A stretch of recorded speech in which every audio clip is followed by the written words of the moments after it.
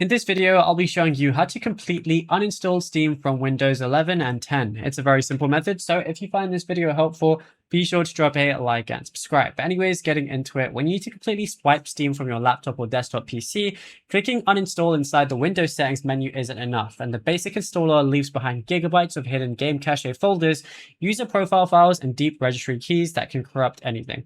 So what you want to go ahead and do is firstly go ahead and go over to your task manager like so, and then if there's any Steam that's currently open, go ahead and completely end it. So go over to it and press end task right here.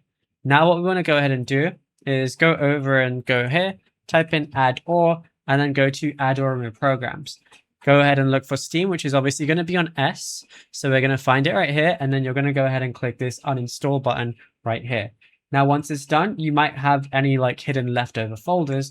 We're going to press Windows key and R, then type in percentage local app data percentage like so. And then all you want to do is locate the folder that is called Steam, because even though you deleted Steam, the folder might still be here. And then once you do, all you got to do is press delete on this. Then you'll be good to go.